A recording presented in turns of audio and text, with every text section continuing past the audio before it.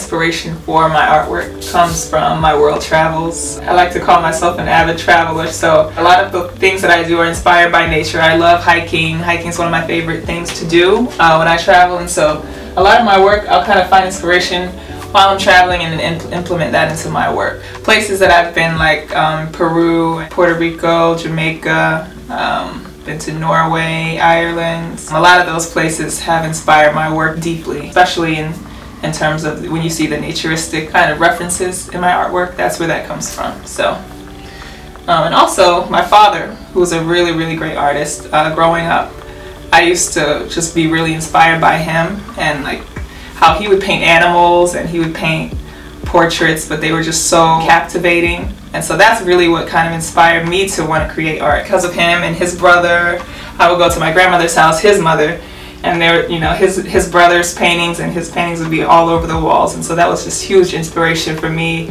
I would just love to just go to my grandmother's house and just sit and stare at the paintings. I would get lost in them. So I would definitely credit much of my artistic ability to him.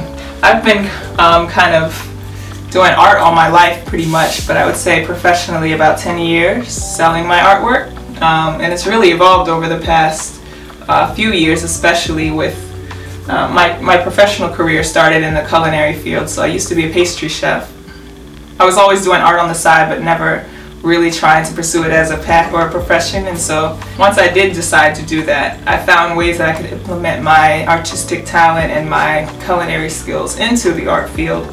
And I actually have a brother who's a carpenter, and so he got me onto this drywall compound, this gypsum. So he was telling me how, you know, it's just like icing a cake, and you could definitely take it and do something like crazy with it. And so he got me into that and really started to inspire me to test out and try different, you know, methods and techniques that I use in cake decorating or pastry arts, taking that and implementing into something that's more permanent and something that's not going to be devoured within an hour after you make it. So it's really cool to be able to have something that I can, you know, hang on a wall and it lasts. Sculpting is definitely a lot more time consuming and labor intensive than painting, but in both of them I can sort of just get lost in the process, and I really do enjoy it. I like larger scale things, not such small scale.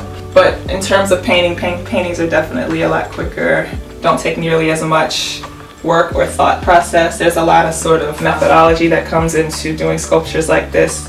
Like I said, I had to sort of develop my own techniques and figure out how to get the sculpture to look like this. But yeah, I would say painting and sculpture, they're very, very similar, but also very drastically different.